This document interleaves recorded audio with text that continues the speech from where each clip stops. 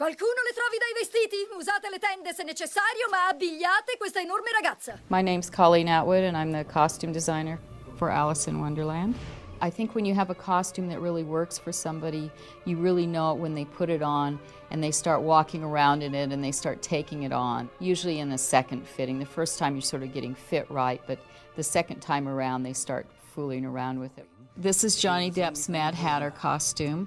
His coat was made by layering over 2 or 3 layers of really sheer silk over one other piece of silk, and then burning off the fabric in different areas to give it its age, but also to give it a sort of mood ring quality for lighting. He has a joke tie that he can pull up and down for when he's happy, it rises up. When he's sad, it droops down.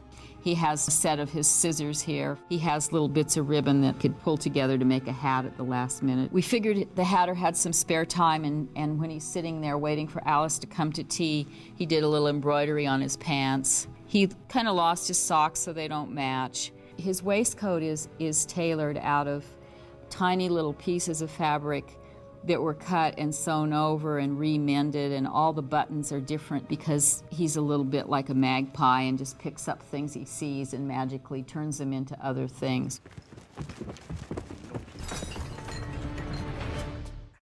Sei terribilmente in ritardo.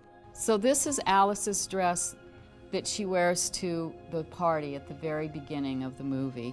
It's a real nod to the sort of blue of Alice and the sort of idea of a younger kind of Alice dress. We did embroidery at the hem, preempting there's rabbits and rural things, sort of preempting her run through the fields. Because she had to fall down the rabbit hole, she has a lot of layers on underneath. So when she goes upside down in the movie, you get to see the blue, and you get to see the fun stripes, and you get to see the stockings and the bloomers and all those things. This is Alice's costume when Alice turns into this gigantic Alice. We made this dress in a couple different scales to play with for Alice, and then they made the curtains in a bigger, wider stripe to play with the scale of the curtains on a bigger person to smaller. So this is the sketch for this costume. It's an early version of it, and it's close, but not exactly that. This is one of the preliminary sketches for the Red Queen.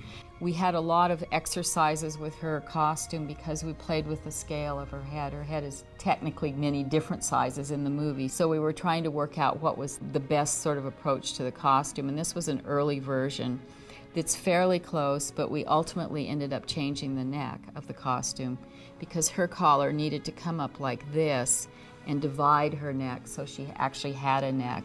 Otherwise it starts looking like a gigantic head just sitting on a little body. We did this black outline here to give her even a more kind of wasp-like middle, to have it almost come to a point and then back out to the big skirt. We knew her colors would be the colors of the Red Queen's court, which are red, black with a touch of gold. Tagliatele la testa!